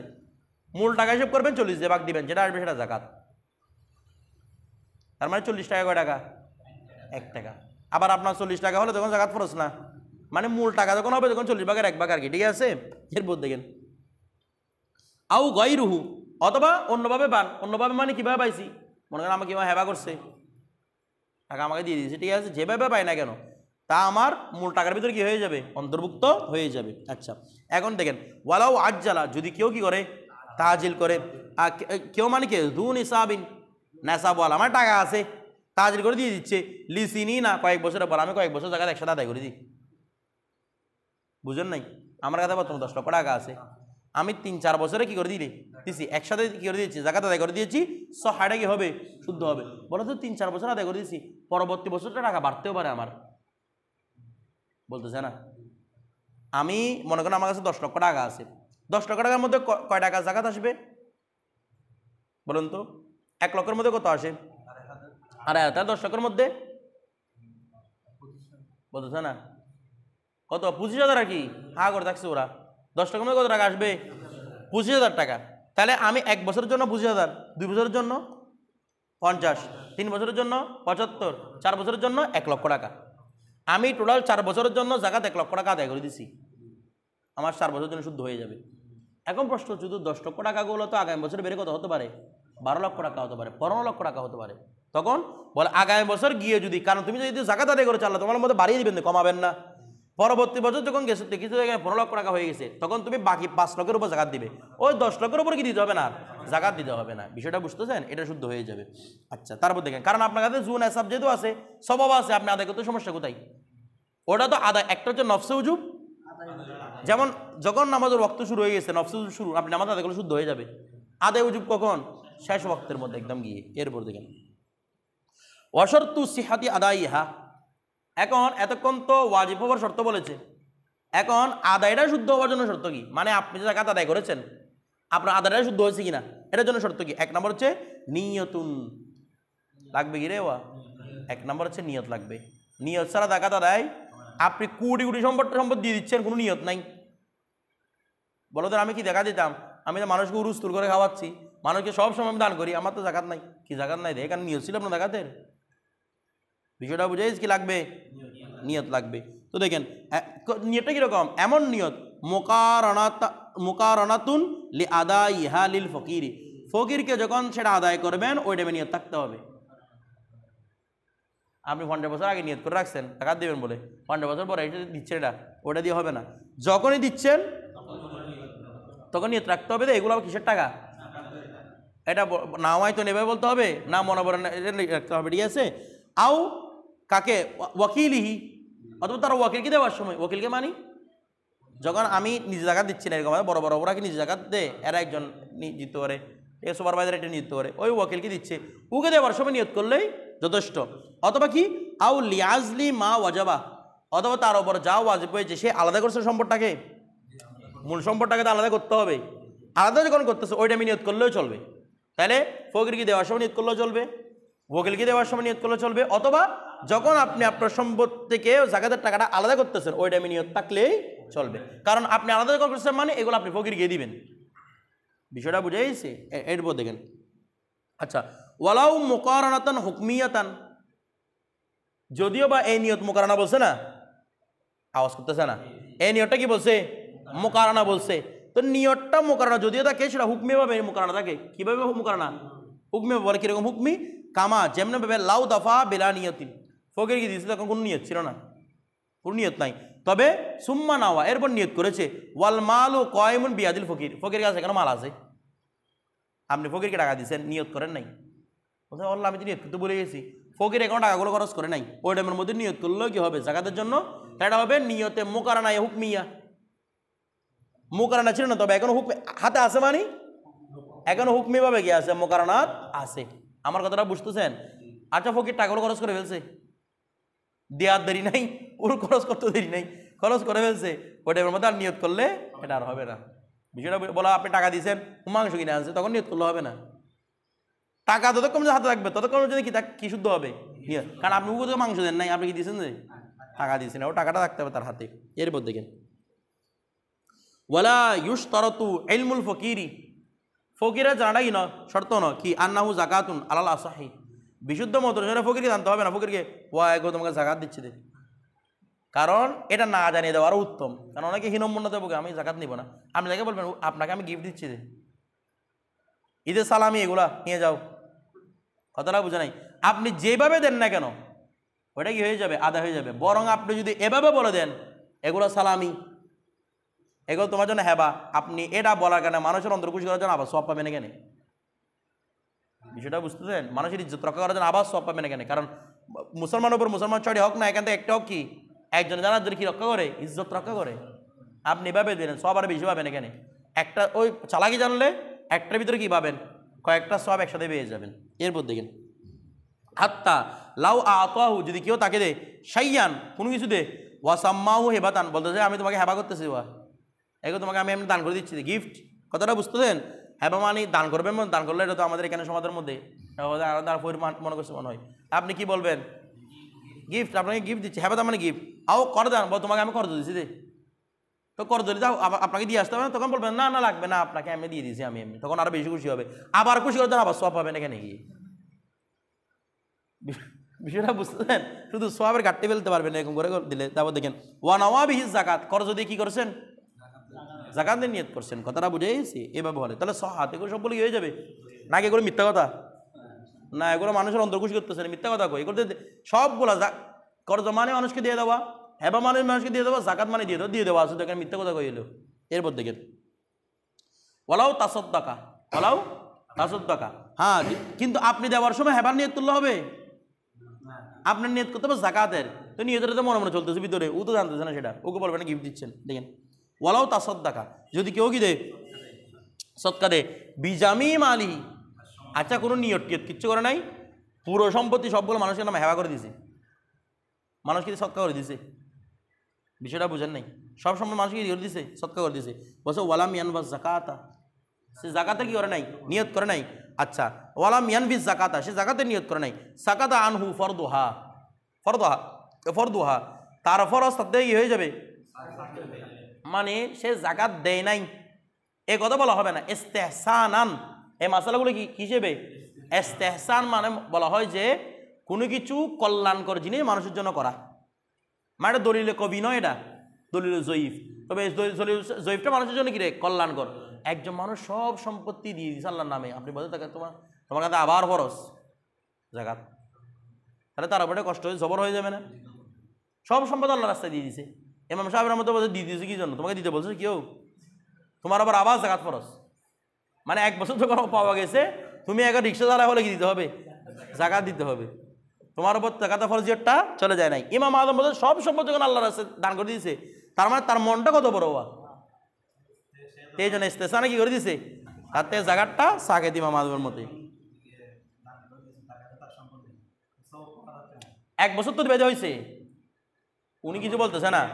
এই আপনি যে মনে করেন 1 বছর বেঁধে আপনার জাকাত ফরজ ছিল না, এরপর সম্পদ চলে সেটা ভিন্ন মসলা আপনার, কিন্তু 1 বছর জাকাতটা তো আপনার উপর আছে, আপনি যদি পরবর্তী আবার মালিক হয়ে যান আবার আদায় করতে হবে কিনা এগুলা, কিন্তু এখন যদি সব সম্পত্তি দেন এটা আর আদায় করতে হবে না। এরপর দেখেন আপনি মাসলা বলতেছেন ঠিক আছে, যে মনে করেন কে এক জাকাত তারাখি বিলম্বের সহিত, এটা আমাদেরকে আল্লাহ সুদ দিয়েছে কিনা, দিছেন, কথাটা বুঝে গেছে। জাকাতকে আলাল ফোর ওয়াজিব না আল্লাহ তারাখি ওয়াজিব, সরাই বেকায়ের মধ্যে হেদায়ের মধ্যে বিরাট লম্বা আলোচনা। কেউ বলতেছে আল্লাহ তারাখি, ইমাম মুহাম্মদের মতে ফিল ফোর ওয়াজিব, মানে এমনি 1 বছর হয়েছে আমি হাতে দিয়ে দিই, 1 সেকেন্ড দেরি করতে পারেন, যতক্ষণ দেরি করবেন ততক্ষণ শুধু গুণা আসতে থাকবে, হ্যাঁ দিয়ে দিলে তখন গুণাটা উঠে যাবে, কিন্তু যতক্ষণ পর্যন্ত দেন নাই গুণা জমা হতে আছে, ওই লানতগুলা 72টা লানত আসতেছে মাথার উপর আসতে আছে, এগুলো শুধু 70টা করে লানত আসতেছে আপনার উপর, বিষয়টা বুঝতেছেন? এটা আসতে থাকবে। কিন্তু ইমাম আবু ইউসুফের মতে এবং ইমাম আজমের মতে সেখানের মতো হচ্ছে আল্লাহ তারাকি ওয়াজিব। হাজে তাতাবি ওরা বলতেছে ইমাম মুহাম্মদের ওপর ফতোয়া, কে বলছেন দে হাজে তাতাবি, অন্যান্যরা বলছেন ইমাম আবু ইউসুফের ফতোয়া। তো যার উপর এমনি জাকাতটা বিলম্ব করা কি নয়, উচিত নয়, এটা তো আমরাও মানি উচিত নয়, যেটা এটা আব্দুল্লাহর খেলাফ, জাকাত বিলম্ব করা কি না উচিত না। এখন একজনের কাছে টাকা চলে গেছে, এরপরের বছরতে তাকে জাকাত ফরজ হবে না, তবে যে বছরগুলো চলে গেছিল সেগুলো তার মাথার উপর আছে, এগুলো আদায় করতে হবে না পরবর্তীতে। এরপর দেখেন, তো এরপর দেখেন ওয়া জাকাতুদ দাইনি আলা আকসামিন, এখন কেউ যদি ঋণগ্রস্ত হয় জাকাত দিতে হবে কিনা, একটু আগে আপনারা ঋণগ্রস্ত নিয়ে আলোচনা করছিলাম না আমি কিছু, ওইখান থেকে নুক্তা বের করে দাইনের উপর, এখন এই দাইনের কথা বলতেছে, বলে ঋণগ্রস্ত ব্যক্তির উপর জাকাত দেওয়া আবশ্যক কিনা, বলতে দেখেন কি বলতেছে, ওয়া জাকাতুদ দাইনি আলা আকসামিন। এখন জাকাতুদ দাইন, ঋণগ্রস্তের জাকাত 3 ধরনের, কয় ধরনের, মানে ঋণটা 3 ধরনের, ঋণটা কয় ধরনের, 3 ধরনের। 1 নম্বর ঋণ দেখেন, ফাইন 1 নম্বর হচ্ছে ফাইন নাও কবিউন ওয়া ওয়াস্তুন ওয়া দয়ীফুন, তাহলে ঋণ 3 ধরনের হবে, ঋণ দাইনে কবি, দাইনে মুতাওয়াসসিত, আর কি রে দাইনে দয়ীফ, ঠিক আছে। এরপর দেখেন ফাল কবিউ, দাইনে কবি কোনটা বলছো, ওয়া হুয়া বদলুল করদি, এটা হচ্ছে করজের কি রে বদলা, ওয়া মালুত তিজারতি, আর ব্যবসার মাল, ইদা কবাদাহু, যখন সে কি করবে রে, অর্থাৎ এখানে হচ্ছে মনে করেন আপনি একজনকে ঋণ দিয়েছেন, আমি মইল মুস্তাফাকে 10 লক্ষ টাকা ঋণ দিছি, এখন আমি হাসলেন কেন, আমি মইল মুস্তাফাকে 10 লক্ষ টাকা ঋণ দিছি, এখন আমার উপর জাকাত ফরজ কিনা, ঋণ প্রথমে ঋণদাতা বুঝেন, আমি ঋণদাতা, আমার উপর জাকাত ফরজ, ঋণগ্রস্ত কিরকম সেটা মাসালাটা আগে বন্যা গেছিল, ঋণগ্রস্ত হলে কিরকম, কারণ স্বামী তো ঋণগ্রস্ত নাকি না, স্ত্রী হকের জন্য স্বামী ঋণগ্রস্ত না। এখন দেখেন এটা মাসালা আগে চলে গেছে, এখন হচ্ছে আমি ঋণদাতা, আমার টাকা আছে কার কাছে, মইলে মুস্তাফার কাছে 10 লক্ষ টাকা, এখন আমার কাছে টাকা দিতে হবে কিনা, বিষয়টা বুঝতেছেন? টাকা তো আমার কাছে নাই, টাকা দিয়েছি কার কাছে, মইলে মুস্তাফার কাছে। অনুরূপভাবে ব্যবসা করতেছে, এখন বর্তমানে চলতেছে, আমাকে কর্জ নিয়ে আমাকে উল্টাই দিছে, শুধু আমার দিকেই নিছে, কর্জের পর কর্জ নিয়ে গেছে, কর্জ কর, এরকম অনেক বড় বড় পাইকারি দোকান যেগুলো আছে, নিলে একসাথে সবগুলো নিয়ে যাই, টাকা আসে সবগুলো একসাথে আসে, এরকম হয় না? তো এরকম নিয়ে তিজারতের মধ্যে কিংবা কাউকে কর্জ দিছে এরকমের মধ্যে। ওয়াকানা আলা মুকিররিন, আর যে নিছে, কানা মানি যে ঋণ গ্রহণ করছে সে হচ্ছে মুকির। মুকির মানি সে একরা করতেছে, ওয়া মইনুল মুস্তাফার কাছে আমি 10 টাকা দিছি, এখন ওর কাছে দেওয়ার জন্য আমাকে 1 টাকাও নাই। কিন্তু আবার শিখাতে হুজুর আপনার থেকে আমি কত নিয়েছি? 10 টাকা নিয়েছি। বলতো ওয়ালাও মুফলিসান, আবার সে মুফলিস, উনি দে ফকির, ফকির হয়ে কিন্তু স্বীকার করতেছে কি মানে হুজুর আপনি আমার থেকে কি পাবেন? 10 টাকা পাবেন। ঠিক আছে, এটা হচ্ছে তাই না কবি, কারণ ও যখন একরার করতেছে এটা শক্তিশালী কিনা, ঋণটা শক্তিশালী। আও অথবা আলা জাহিদিন, সে অস্বীকার করতেছে, নিয়ে বলতেছে হুজুর 1 টাকাও নেন নাই আপনি, আপনার থেকে আমি 1 টাকাও নিই নাই। তবে আলাইহি বাইন, আলাইহি মানি আলাদ দায়েন, ঋণদাতার ওপর আছে বাইনা দলিল। তোমাকে টাকা দিয়েছিলাম দেখুন, আমি ছবি করে ভিডিও করে রাখছি, আমি অথবা স্ট্যাম্প করে রাখছি বিষয়টা, তাহলে আমার কাছে কি আছে রে? বাইনা আছে। এগুলো সবগুলো কিছু সুরত, ডাইনে কবি সুরত, মানে আমার কাছে শক্তিশালী ঋণ আছে। তো এই অবস্থার মধ্যে জাক্কাহুল ইমাম আদা, যখন আপনি টাকা পাবেন যা দিন অতিবাহিত হয়েছে সবগুলো কি আদায় করতে হবে, মানে বুঝেন নাই? এই যে মৌলে মুস্তাফা আমার থেকে 10 টাকা নিয়ে গেছে, ও আদায় করছে কয় বছর পরে? 3 বছর পরে। তাহলে প্রতি বছর 2500 টাকা, 10 টাকার মধ্যে আমার কাছে 25,000 টাকা কি আসতো? টাকা আসতো। আমি 3 বছর পর টাকা যখন পাইছি পুরো 3 বছরের জাকাত আদায় করতে হবে আমার কাছে, কারণ সে 3 বছর ধরে মুখির ছিল কিনা, ও একরাকারী ছিল কিনা, ছিল। যেমন নাকি টাকাটা 3 বছর ধরে আমার কাছে আছে, তো আমার কাছে টাকাটা 3 বছর ধরে থাকলে আমার দিতে হইতো না? তো বলবেন তো হুজুর এখন আমার কাছে 3 বছর থাকলে তো আমি অনেক কিছু করতে পারতাম, ওকে দিয়েছি কিছু করতে পারি নাই, ওকে দিয়েছেন আপনি সব পাইছেন তো করছে, হাসানা সব আছে না? আল্লাহ রসুল জান্নাতে তার বাসা থাকবে বসে, রসুলের বাসা থাকবে বসে করছে হাসানা যারা দেয়, কথাটা বুঝতেছেন? আল্লাহ রসুল বলছে এরা আমার সাথে রফিক হবে জান্নাতের মধ্যে।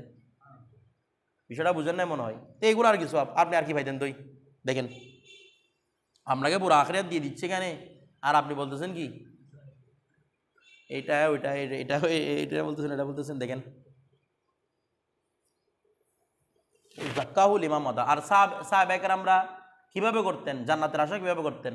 একজন সাহাবী, রাসূলুল্লাহ সাহাবী, এই উনি মানে এখানে একজন একটা মানে ঘর করতে যাচ্ছে, এখানে সাহাবী একটা ঘর করতে যাচ্ছে, এখানে ঘরে মানে একটা রাস্তা লাগতেছে, তো রাস্তার মধ্যে আরেকটা সাহাবীর গাছ পড়ছে, মানে একটা ছোট গাছ। তো ওই সাহাবীকে বলতেছে, একজন সাহাবী যার গাছ আছে তাকে বলতেছে তুমি গাছটা সরাই ফেলো, তোমাকে আমি টাকা দিব। বলছে আমি গাছ সরাবো না। কথাটা বুঝতেছেন? কি সরাবো না? গাছ সরাবো না।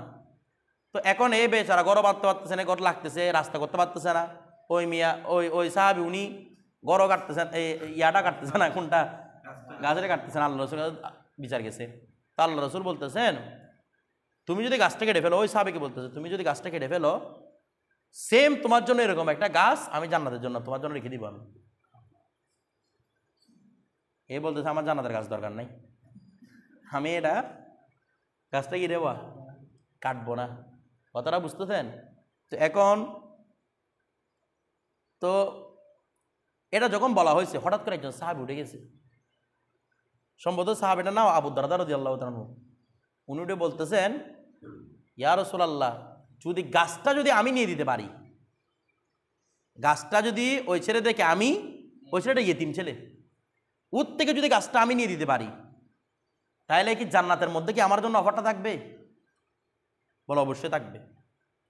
এই সাহাবী গিয়ে ওই ছেলেকে কি বলছে জানেন? ওই ইয়েতিম ছেলেকে, ওই সাহাবী ছিল বড় পয়সাওয়ালা, ওনার সাথে কাছে একটা বিরাট খেজুর বাগান ছিল, যে বিরাট খেজুর বাগান থেকে পুরো আরববাসী খেজুর পাইতো, এত বড় একটা খেজুর বাগান ছিল ওনার। ওই ছেলেকে বলতেছে বাচ্চা তুমি গাছটা আমাকে দিয়ে দাও, আমার পুরো এই বাগানটা তোমাকে আমি দিয়ে দিব এই গাছটার বিনিময়ে। কত বড় বাগান বলতেছে, এটাকে মানুষ একদিন ঘুরে আসতে পারবে না, এত বড় বাগান। আবু দারদা রাদিয়াল্লাহু বাগানটা একদিনে কি ঘুরে আসতে পারবে না? কোটিপতি ছিল কিসের কারণে? একটা বাগানের কারণে। এত সংখ্যক খেজুর এখান থেকে কি আসতো, সেটাকে বলতে একটা গাছ তোমার থেকে আমি নিব, বিনিময়ে গিরে আমার পুরো বাগান তোমাকে দিয়ে দিব আমি। ছেলেটা তো খুশি, বলতেছে এটা তো আর অফারা না, উনি পাগল হয়ে গেছে মনে হয়, এত বড় একটা বাগান, পুরো আরবের মধ্যে মশহুর বাগান এটা। তো বাগান তো দিয়ে দিছে, ওরা ঠিক আছে লিখে দিলাম, হ্যাঁ গাছ কেটে ফেলো। ওই সাহাবী গাছ কাটার জন্য নিতে দিচ্ছে, বাট গাছ দিয়ে দিছে, একটা গাছ দিয়ে দিছে, একটা গাছের বিনিময়ে কি পুরো বাগান। কথাটা বুঝতেছেন? ওই বাগানটার মধ্যে তখন যখন মানে বিক্রি করছিল, এখন দিয়ে দিচ্ছে না, ওই আর মানে ওনার ছেলে, ওনার বাচ্চা আবু দারদা রাদিয়াল্লাহু তাআলার ছেলে মানে 2টা খেজুর নিয়ে খেতে খেতে আসতে হাতের মধ্যে আসতে দেয়, বলছে ছেলে বাচ্চা এগুলো সব রেখে দাও, এই বাগান আমাদের এখন নাই। বলে কেন? ওনার স্ত্রী বলতে কেন এখন কোথায় গেছে? বলে এই বাগানে বিনিময়ে রাসূল পাক সাল্লাল্লাহু আলাইহি ওয়াসাল্লাম আমার একটা ওয়াদা হয়েছে, আমি জান্নাতের মধ্যে একটা বাগান পাবো, আমার সাথে রসুলের ওয়াদা হয়েছে। এটা হচ্ছে কর্জা হাসানের মধ্যে, যেখানে রসুল বলছে কর্জা হাসানা দিবে, তারা কিয়ামতের ময়দানে আমার সাথে থাকবে, জান্নাতে আমার রফিক হবে। এটা হচ্ছে বড় সৌভাগ্যের বিষয় আর কি আছে কর্জা হাসানের মতো। দেখেন এই যে বলছে জাক্কাহুল ইমা মাদা, যাও দিবে সকলে কি আদায় করতে হবে? জাকাত আদায় করতে হবে। এটা কিন্তু বড় একটা ইমতিহান। 1 লক্ষ টাকা 75,000 টাকা দিয়ে দেবো, 75,000 টাকা খেলার কথা 10 লক্ষ টাকার মধ্যে, বিষয়টা বুঝতে দেন। এরপর দেখেন ওয়ায়াতারাখা, এবং সে কি করবে রে? বিলম্ব করবে। উজুবাল আদায়ী, আদায় ওয়াজিব করাটা বিলম্ব করবে।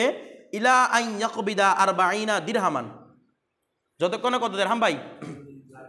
40 দিরহাম পাই। দেখেন জাকাত ওয়াজিব হবে কত দিরহামে? 200 দিরহাম। কত দিরহামে? 200 দিরহামে কয় দিরহাম জাকাত? 5 দিরহাম। 40 দিয়ে ভাগ করেন না, তাহলে প্রতি 40 1 দিরহাম না? তো যতক্ষণ না 40 দিরহাম পর্যন্ত উদ্ধার করবে ততক্ষণ পর্যন্ত কি দিবে না?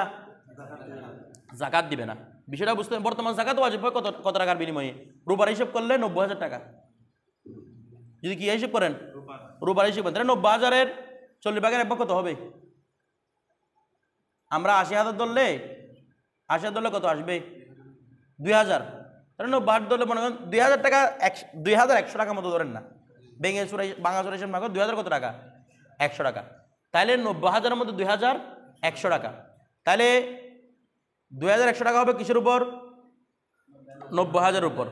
আচ্ছা একটা বিষয় দেখেন তো, আমার যদি 2,100 টাকা যদি কিসের মধ্যে হিসাব হয়? 90,000 টাকার মধ্যে হিসাব হয়। 200 দিরহামের মধ্যে 5 দিরহাম দিয়ে দিতে হয়, মানে 200 দিরহামের মধ্যে কত দিরহাম? 5 দিরহাম। তো 1 দিরহাম হবে 40 দিরহামের মধ্যে।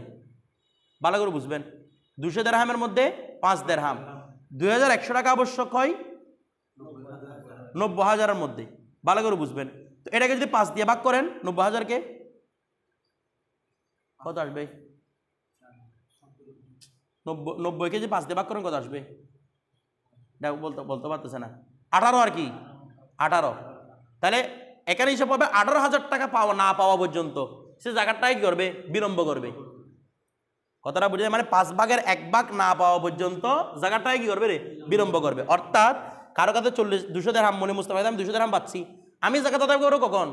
যখন ও তো আমাকে একসাথে 200 দিরহাম দিয়ে দিচ্ছে না, ও 10 দিরহাম 5 দিরহাম করে দিচ্ছে। যখন আমি 40 দিরহাম পাবো তখন আমি কি আদায় করবো? জাকাত আদায় করবো। বিষয়টা বুঝে গেছে? এরপর দেখেন ফাফিহা দিরহাম, তখন 40 দিরহামের কয় দিরহাম? ও আমি 20 দিরহাম হলে সেখানে আধা দিরহাম দিয়ে দিতে হবে আমার কাছে? 1 দিরহামকে ভেঙে অর্ধেক করে দিয়ে দিতে হবে না, আমি 40 দিরহাম পাইলে কত দিব? কারণ 40 দিরহামের নিচে কোনো কি নাই? জাকাত নাই। এরপর দেখেন লিআন্না মা দুনাল খুমুসি মিনান নিসাবি, অর্থাৎ নেসাবের 5 ভাগের 1 ভাগের কমের মধ্যে যেগুলো রয়েছে আফুন, সেগুলো কি রে? মাফ। লা জাকাতা ফি, এগুলোর মধ্যে কোনো কি নাই? জাকাত নাই। মানে আমি বিলম্ব করবো কতটুকু পর্যন্ত? যতক্ষণ পর্যন্ত আমি 40 দিরহাম না পাই ততক্ষণ পর্যন্ত বিলম্ব করবো। এটা কিসের ক্ষেত্রে? দাইনে কবির ক্ষেত্রে। ওয়াকাদা ফিমা জাদা বি হিসাবি, এরপর আপনি যা অতিরিক্ত পাবেন সেগুলো তার হিসাব অনুযায়ী দিতে থাকবেন। 50 দিরহাম পাইছেন 50 দিরহাম হিসেবে দিবেন, 60 দিরহাম হিসেবে দিবেন। বিষয়টা বুঝে গেছে? যত দিরহাম পাবেন তাকে 40 দিয়ে ভাগ করে আপনি কি করে দিবেন? জাকাত আদায় করে দিবেন। এরপর দেখেন আচ্ছা ওয়াল ওয়াস্তু, এখন ডাইনে ওয়াস্ত। ডাইনে ওয়াস্ত মানে মিডিয়াম দাইন, ঋণ। এটা কিরকম দেখেন, ওহুয়া বদলু মা লাইসা লিত্তিজারত, এটা হচ্ছে বদল, যেটা কিসের বদল? যেটা কিসের জন্য? সাধারণভাবে এটা দিয়ে ব্যবসা করা হয় না, কিন্তু আপনি এটা দিয়ে ব্যবসা করতেছেন। এটার বদলে যা পাবেন সেগুলো হচ্ছে কি? এটা কি হবে? ডাইনে ওয়াস্ত। যেমন কা সামানি সিয়াবিল বিজলা, সিয়াবিল বিজলা মানে পুরাতন কাপড়, পুরাতন কাপড় বিক্রি করে কিন্তু আপনি পুরাতন কাপড়ের দোকানে বানিয়ে দিয়েছেন, মানে ইউজড কাপড় পাওয়া যায় এখানে, এরকমও বিক্রি করে। এখন বর্তমানে এটা আছে তো বিভিন্ন জায়গার মধ্যে, একটা কাপড় আপনি ছিঁড়ে গেছে একটু সিলাই করে দিয়েও 100 টাকা বিক্রি করতেছে। এটা গরিবেরও লাভ, এরও লাভ। কথাটা বুঝতেছেন? এই সিয়াবুল বিজলা। তো এটা বাস্তবে কোনো ব্যবসায়িক পণ্য নয়, বাস্তবে কোনো। তা আপনি ওকে, আমি মহিলা মুস্তাফাকে সিরাফাটা কাপড় কতগুলো দিয়ে ওর থেকে বলতেছে এগুলা কত টাকা? 1 লক্ষ টাকা। আমি 1 লক্ষ টাকা ওকে সিরাফাটা কাপড় দিলাম, ও এগুলো নিছে, তাহলে ওর থেকে আমি ঋণ পাচ্ছি কি না? এটা হচ্ছে দাইনে ওয়াস্ত। এটা হচ্ছে কি মানে এমন মালের বিনিময়ে ঋণ পাওয়া যেটা বাস্তবে কিসের মাল নয়, তিজারতের মাল নয়। আচ্ছা, যেমন কাছে তারপর ওয়াবদুল খিদমা, খেদমতের দাস। খেদমতের কি রে? দাস। খেদমতের দাসের বিনিময়ে টাকা পাচ্ছি। খেদমত দাসটা কি কোনো ব্যবসায়ী পণ্য না? এরপর থেকে মানে খেদমতের জন্য যেটা নিচ্ছে না কি ব্যবসার জন্য না। কিছু দাস আছে ব্যবসার জন্য, কিছু দাস আছে খেদমতের জন্য, নাকি না? আমি ব্যবসার জন্য দাস কিনি, দাস বিক্রি করি, এটা হচ্ছে ব্যবসা, কোনো খেদমত নিই না। একটা গোলামকে আমি এনেছি কিসের জন্য? খেদমতের জন্য। তার মানে আমার কাপড়ের মতো না, ওটাতে আমি ব্যবসা করি নাই, কিন্তু এটা কোনো কারণে এটা আরেকজনকে দিছি, এটা মইনুল মুস্তাফাটা নিয়ে গেছি কিনে। তো মইনুল মুস্তাফার কাছে ওই গোলামের আবদে খেদমতের বিনিময়ে আমি কি পাচ্ছি? তার থেকে টাকা পাচ্ছি। এটা হচ্ছে কি দাইনে ওয়াস্ত। এরপর দেখেন ওয়াদারিল সুকনা, তো যেটা বাসস্থান, যেটা ঘর, এটাকে কেউ বিক্রি করে? এটা তিজারত না, কিন্তু এটা আমি কি করছি? বিক্রি করছি, ওটাই বিনিময়ে টাকা পাচ্ছি, ওটা হচ্ছে কি দাইনে ওয়াস্ত। এখন দেখেন বলা হচ্ছে লা তাজিবুজ যাকাত, আমার উপর যে আমি বিক্রি করছি, আমার উপর, আমি বাইয়ের উপর যাকাত ওয়াজিব হবে না ফিহি, ওই ক্ষেত্রে মালাম ইয়াকবিদ নিসাবান, যতক্ষণ পর্যন্ত নেসাব পরিমাণ মালিক না হন আপনি। মানে আপনি 40 দিরহামের মালিক হলে হবে না, পুরো 200 দিরহামের কি হতে হবে? মালিক হতে হবে, কারণ এটা অস্ত লেভেলের।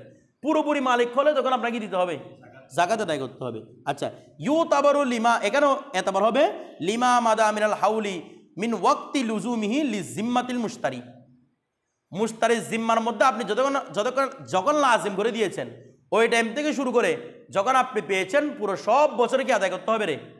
যাকাত আদায় করতে হবে। ফি সহির রেওয়ায়েত, এটা কার মত? ইমাম আযমের বিশুদ্ধ রেওয়ায়েত। অর্থাৎ দেখো, আমি মইনুল মুস্তাফার কাছে ওই আমার দারুস সুকনাটা বিক্রি করে দিছি 10 লক্ষ টাকা দিয়ে, 3 বছর পর আমাকে আদায় করছে। যখন আমি আমার নেশাব পরিমাণ সম্পদের মালিক পেয়েছি, আমি টাকাটা পেয়েছি নেশাব পরিমাণ সম্পদ, তখন আমার কাছে বিগত 3 সালের যাকাত কি করতে হবে? আদায় করতে হবে। বিষয়টা বুঝতেছেন? এই ইমাম আযমের এখানে বলছে না ফি সহিহ রিওয়ায়াত, আরেকটা রিওয়ায়াত, সেটা রিওয়ায়াতটা কিরকম? রিওয়ায়াতটা হচ্ছে ইমাম আযম বলছে পাওয়ার পরে আর 1 বছর অতিবাহিত হতে হবে। মানে যেটা পাইছেন সেটার উপর কি হতে হবে? 1 বছর অতিবাহিত হবে, তারপর এটার উপর 1 বছর যাকাত আসবে। বলেছে এটা না, এরকম না, যা আছে বিশুদ্ধ রিওয়ায়াত হচ্ছে যা আছে, যা চলে গেছে সবগুলো কি আদায় করতে হবে? যাকাত আদায় করতে হবে। এরপর দেখুন ওয়াদ দঈফ, এটা হচ্ছে দাইনে দঈফ। দাইনে দঈফ কি জিনিস দেখেন, দাইনে দঈফ কি জিনিস খেয়াল করেন। ওয়াহুয়া বদলু মা লাইসা বিমালিন, এটা বদল যেটা কোনো মালও না। তাহলে মালে দাইনে কবি ছিল যেটা মালত তিজারত, দাইনে ওয়াস্ত গেল যেটা মালত তিজারত নয়, তবে এটার মধ্যে ব্যবসা করা হয়েছে। 3 নম্বর যেটা কোনো কি না, এটা কোনো মালও না হওয়া কথাটা না, লিত্তিজারত না, অন্য কোনো কারণে কোনো মাল না।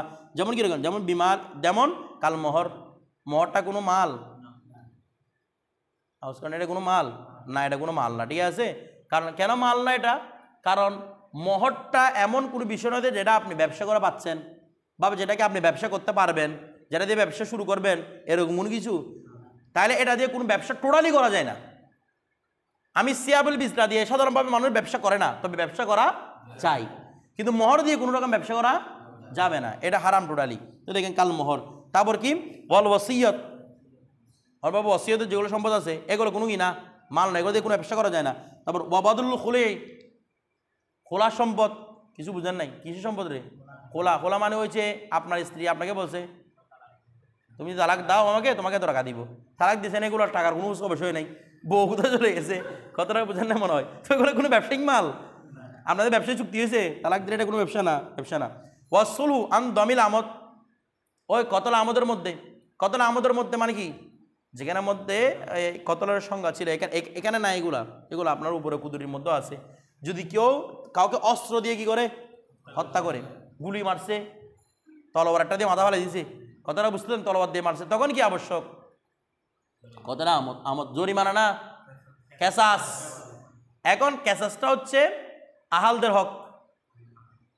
আমি এরকম করে চুরি একটা নিয়ে কাকে মেরে ফেলছি, মাহবুজকে মেরে ফেলছি, মাহবুজের পরিবারের কথা হক হচ্ছে আমার থেকে কেসাস নেওয়া, আমাকে ওরা মেরে ফেলবে, কথাটা বুঝছেন? তবে মাহবুজ বলতেছে ও মরে গেছে, ওকে মারি কি করবো, ওর থেকে টাকা করে নিয়ে নি, একটা সুলুহ করছে। কত সুলুহ? বলো 10 লক্ষ টাকা মাহবুজের বিনিময়, কথাটা বুঝছে? এখন এটা আমার উপর ঋণ না? আচ্ছা, এটা কি কোনো ব্যবসায়িক টাকা? এই মালটা কোনো ব্যবসায়িক মাল না, সেটা বুঝতে দেন। এরকম ঋণ। তারপর ওয়াদ দিয়তু, তারপর কি দিয়ত মানে ওই কত লক্ষ হত্যা করছে, কথাটা আমি মারতে গেছি বাঘ একটাকে, তীরেটা গিয়ে পড়ছে মাহমুদের পিঠের উপর, ও এটা পরে উমরে বসে থাকছে। এখন ওর কি দিতাম, আমার দিয়ত আদায় করতে হবে। কথাটা বুঝতেন? একজন মানুষের দিয়ত কত দিরহাম, কত দিনার? 1000 দিনার, 1000 দিনার। বর্তমানে কত কোটি টাকা চিন্তা করতেছেন এটা? এরকম আবশ্যক যদি কেউ না একজন করে দিত, এতে জিন্দগি ফানা ফানা হয়ে যেত এই দিয়ত পূরণ করতে করতে। 1000 দিনার মানে 20,000 দিরহাম। 1000 দিনার 20,000 দিরহাম। এটা আপনি চিন্তা করলে আপনি পাগল হয়ে যাবেন। 20,000 দিরহাম চিন্তা করলে আপনি কত? 10 দিরহাম মানে 4,000 টাকা। 20,000 দিরহাম মানেন এবার। 10 দিরহাম কত? 4,000। 20,000 দিরহাম এসে করতে পারতেছেন, এটা কত টাকা হবে? 4-5 কোটি, 6 কোটি, 7 কোটি টাকার উপরে চলে যাবে। দেখেন আরো বেশি হতে পারে এর চেয়ে। তো ও দিয়ত, তাহলে দিয়তের মধ্যে তাহলে আমার থেকে যেগুলো টাকা পাই দিয়তে, কারণ আমি মাহমুদকে মেরে ফেলছি, তাহলে মাহমুদের ফ্যামিলি আমার থেকে টাকা পাচ্ছে, তো এখন মাহমুদের ফ্যামিলির উপর জাকাত আবশ্যক হবে কি না, এটা নিয়ে কথা। তারপর বদল কিতাবত, বদলে কিতাবত, বদলে কিতাবত মানি ও আপনার গোলামকে ইনসেন মোকাতব গোলাম আমাকে ধরা দিতে পারে, তুমি কি স্বাধীন, তাহলে ওর থেকে ওর সাথে তো আমার ব্যবসায়িক লেনদেন নাই, বরং টাকা দিয়ে দেওয়ার লেনদেন, ঠিক আছে এটা। তারপর ওয়াসি আয়া, তারপর সাই, এই গোলামে সে আয়া, গোলামে সে আয়া মানে কীরকম? মনে করো আমি আর গোলাম মুস্তাফা মিলে, তোমার নাম মুস্তাফা, গোলাম মুস্তাফা, মহিলা মুস্তাফা, ওনা মিলে একটা গোলাম কিনছি বাক করে। গোলামটার দাম ছিল 50,000 টাকা, আমি 25,000 টাকা দিয়েছি, ও 25,000 টাকা দিয়েছে। এখন পর আমি বলতেছি ভাই আমি আমার গোলামটাকে আদাত করে দিব, গোলামটাকে আদাত করে দিব, আমি আমার 25,000 টাকা আদাত করে দিয়েছি। এখন গোলামটাকে অর্ধেক গোলাম অর্ধেক স্বাধীন এরকম থাকতে পারে, আবার গোলামে অর্ধেক স্বাধীন অর্ধেক গোলাম এরকম থাকতে পারে না। এখন কি করবে? এখন গোলাম মহিলা মুস্তাফাকে বলতেছে তুমি আদাত করে দাও। মহিলা মুস্তাফা আমি ফকির, আমি 25,000 টাকাটা অনেক কষ্ট করে কিনছি, আমি এটা কোথায় পাবো এখন, তুমি আমাকে 25,000 টাকা দাও। তখন গোলামের উপর আবশ্যক হচ্ছে সাই করা, গোলাম দৌড়াদৌড়ি করবে, ব্যবসা করবে, করে এনে গোলাম ওই মলি মুস্তাফাকে 25,000 টাকা দিবে, উনি ইজাজত হয়ে যাবে। এটা হচ্ছে সাই করা। তাহলে এখন সাই বাবদ গোলাম থেকে যে মলি মুস্তাফা 25,000 টাকা পাবে, এটা কি কোনো মাল ব্যবসা? এটা না, এটা বরং এটা সাই করা, এটা কোনো মাল না। তো বলছে কি লা তাজিবু ফিহি যাকাতু, এই অবস্থার মধ্যে এরকম মালগুলোর মধ্যে কি আবশ্যক হবে না, যাকাত হবে না। কতক্ষণ পর্যন্ত? মালাম ইয়াকবিত নিসাবান, যতক্ষণ কি হয় পরিপূর্ণ নেসাব, যতক্ষণ পর্যন্ত পাবেন না ততক্ষণ কি হবে না, যাকাত আবশ্যক হবে না। হ্যাঁ, ওয়ায়াহুলু আলাইহিল হাউলু বাদাল কবজি, কবজের পর আবার হাওলানা হল হতে হবে। মা মাদা যেগুলো মা মাদা এগুলো কি দিতে হবে না, যাকাত দিতে হবে। কবজের পরে কত হবে? 1 বছর আবার অতিবাহিত হতে হবে। বিষয়টা বুঝেছি? ওই ওয়াস্তের ক্ষেত্রে ইমাম আদমের যেটা করে মশহুর রিওয়ায়াত বললাম, সেটার মধ্যে মিলে যাচ্ছে না, এটা দইফের ক্ষেত্রে আর কি। ওয়ায়াহুলু আলাইহিল হাউলু বাদাল কবদি ওয়াহাদা ইনদাল ইমাম। আর এই সমস্ত যা বললাম সব কার মতে? ইমাম আজমের অভিমত। তো সাহেবান কি বলতেছে? আচ্ছা, তো সাহেবান কি বলছে এটা সামনে সামনে বলবে, দেখেন। ওয়াউজাবনা, ওয়াউজাবা মানে সাহেবান আবশ্যক করে দিয়েছেন আনিল মকবুদি মিনাদ দুয়ুনি, দায়নের ক্ষেত্রে যা কবজ হবে, ঋণ মানে দুয়ুনি সালাসা, 3 প্রকার, এটা দায়নে কি হোক, কবি হোক, দায়নে ওয়াস্ত হোক, দায়নে দইফ হোক, 3 ঋণের ক্ষেত্রে যা আমার কাছে কবজ হবে বিহিসাবিহি মুতলাকান, সেখান থেকে আপনাকে মুতলাকভাবে কি দিতে হবে, যাকাত আদায় করতে হবে। ওয়া দেখেন গোলাম মহিলা মুস্তাফার কাছে আমি 10 লক্ষ টাকা পাবো, এটা যে ঋণ হোক না কেন, দইফ হোক, কবি হোক, ওয়াস্ত হোক, ও আমাকে 10 লক্ষ টাকা পাবো রে, ও আমাকে দিয়েছে 100 টাকা একটা, বলো তো এভাবে দিব যে সাহেবের মধ্যে 100 টাকার উপর যাকাত দিতে হবে, যে মানে 100 টাকার মধ্যে আপনি 2.5 টাকা দিয়ে দিবেন, যা পাবেন তার উপর যাকাত, যা পাবেন তার উপর যাকাত। কার মধ্যে? সাহেবের মধ্যে। ফতোয়া ইমাম আজমের উপর। কার উপর? ইমাম আজমের উপর। বিষয়টা বুঝে গেছে? আচ্ছা, এরপর দেখেন ওয়াইদা কবাদা, যদি কেউ কি করে কবজ করে মাল দিমারি, এই দিমারের মাল, দিমার মানে যে মালটা হারাই গেছে, মানে মাল দিমার বলা হয় এমন মাল যেটাকে আর পাওয়ার কোনো চান্স নাই, হঠাৎ করে পাই গেছেন, পাওয়ার কোনো কি নাই, চান্স আর নাই ওই মাল, কিন্তু পেয়ে গেছেন। এই যে বলছে কবাদা, যদি কেউ পেয়ে যায় মাল আর দিমারি, কিসের মাল? হারিয়ে যাওয়া মাল, এমন হারিয়ে যাওয়া মাল যেটা কি রে পাওয়ার কোনো আশা নাই। বলছে লা তাজিবু যাকাতু সিনিন আল মাদিয়া, পূর্ববর্তী সময়ে যাকাত আর আদায় করতে হবে না, এর আশাও ছিল না এগুলো পাবে বলে, সেই জন্য পূর্ববর্তী বছর আদায় করতে হবে না, ঠিক আছে। আচ্ছা, ও এটা কিরকম? ও হুয়া কা আবিকিন, যেমন পলাতক গোলাম। আবেগ মানে কি রে বলতেছে না, পলাতক গোলাম, গোলামটা মানে আমার তেজারতের গোলাম, এটা গোলাম কি খেদমতের গোলাম নয়, ব্যবসার গোলাম, ব্যবসা করার জন্য কতগুলো গোলাম আমি সাপ্লাই দিছি, এখান থেকে গোলাম একটা পালাই চলে গেছে কোথায়? তো এটা একটা আমার মালের মতো না, তো এটাকে পালাই যখন গেছে এটা আর পাওয়ার কোনো পসিবিলিটি নেই, হঠাৎ করে পেয়ে গেছি। তাহলে আমার বিগত দিনের ওই গোলামের কী করতে হবে না, জাকাত আদায় করতে হবে না। বিষয়টা বুঝেন নাই? গোলামটা একটা মাল না, গোলামটার দাম মনে করেন 5 লক্ষ টাকা, তাহলে গোলামের জাকাত আদায় করতে হবে তো আমার কাছে, এটা একটা মালের মতো। এখন এরপর দেখেন অনুরূপভাবে আর কি ওয়ামফকুদিন, হারে যাওয়া মাল, আমার কাছে আগে 7 ভরি স্বর্ণ ছিল, এগুলো হারাই গেছে, পাওয়ার কোনো চান্স নেই, পাই গেছি, বিগত দিনের কী করতে হবে না, 3-4 বছর পরে যা আদায় করছি, 3-4 বছর পরে পাইছি, 3-4 বছর কি আদায় করতে হবে না, জাকাত আদায় করতে হবে না।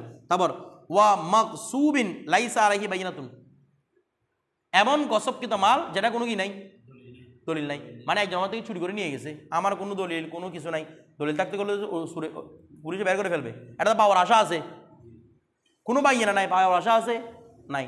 যদি পেয়ে যান 2-3 বছর পর পাইলে 2-3 বছর কি আদায় করতে হবে না, জাকাত আদায় করতে, বরং ওইটার উপর আবার কি হতে হবে, হাওলানে হল হতে হবে। এরপর দেখেন ওয়ামালুন সাকিতুন ফিল বাহার, সমুদ্র দিয়ে আসতে সমুদ্রের মধ্যে পড়ে গেছে, খুনে একদিন গোসল করতে এসে ফাড়ার মধ্যে পাই গেছেন এগুলা, ঠিক আছে, তখন এটার উপর আবার হাওলানে হল হতে হবে। তারপর ওয়ামাদফুনুন ফি মুফাজাতিন, জঙ্গলের মধ্যে দাফন করে রাখছে কেউ না দেখার জন্য, পরবর্তী কোথায় রাখছে সেটা সব বলে বসে থাকছেন, বিষয়টা বুঝতেছেন? অথবা আও দারিন আদিমাতিন, বিশাল করে আপনাদের একটা ঘরের মধ্যে কোনার মধ্যে রেখে রাখছেন, কোথায় রাখছেন সেটাও ভুলে গেছেন, 1 বছর 2 বছর পাওয়ার চান্স নাই, সব দিকে কোথায় করে দেখছেন, যা যা পাওয়ার সম্ভাবনা আছে, কোথাও আর পাচ্ছেন না, 2-3 বছর 4 বছর পরে পারে আইয়ামে মাঝের কি আদায় করতে হবে না, জাকাত আদায় করতে হবে না। তারপর ওয়াকাত নাসিয়া মাকানাহু, এমন অবস্থায় কোথায় রাখছে এটা কি হয়ে গেছে, মাকান ভুলে গেছে, অনেক দিকে কোরাকুরি করছে, কোনো দিকে পাচ্ছে না, বিষয়টা বুঝতেছেন? এই অবস্থায় আর কি। আচ্ছা তারপর ওয়ামাহুজুন মুসাদারাতান,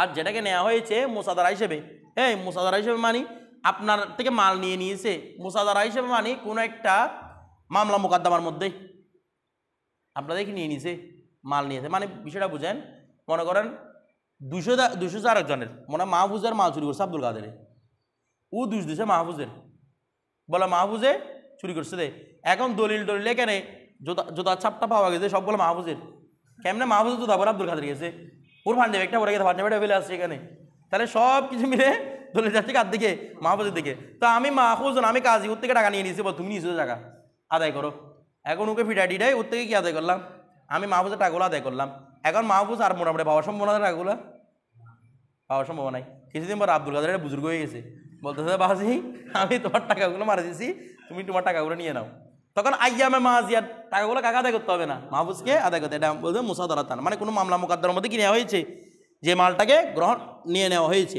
আচ্ছা ওয়া মওদুউন ইনদা মাল্লা ইয়ারিফু, মওদু মানে আমানত রাখছে, যাকে সে চিনেও না, মানুষ একটা দিকে আসতেছে, ওর ভাই আমার টাকাগুলো একটু রাখো, আমি একটু নামাজ পড়ে আসি, এটাকে চিনো না, হারিয়ে গেছে, এটা মানুষটাকে আমি চিনি, ওর বাসায় চলে গেছে আর কি নাস্তা করার জন্য, ওর বাসায় আমি চিনি না, ও মানুষকে চিনি না, ওর বাসাও চিনি না, তাহলে মোটামুটি এটাও পাওয়ার কি নাই, সম্ভাবনা নাই, এরকম মানুষ। তারপর ওয়াদাইনুন লা বাইয়িনাত আলাইহি, এমন ঋণ যার কোনো কি নাই রে, বাইনা নাই, তো বাইনা নাই মানে ও অস্বীকার করতেছে, যাকে দিয়ে সে অস্বীকার করতেছে, আবার কোনো কি নাই, দলিল নাই, তাহলে ওটাও পাওয়ার কি নাই, সম্ভাবনা নাই। এরকম মাল যদি পেয়ে যায়, তো বলতেছি কি, তো এরকম বস্তু পাওয়া গেলে কি হবে না, বিগত সালের কি আদায় করতে হবে না, জাকাত আদায় করতে হবে না। আচ্ছা তো যখন পাবে আবার কি হতে হবে, হাওলানা হল পাওয়া যেতে হবে, কারণ এগুলো আপনার নতুন মালের মতো।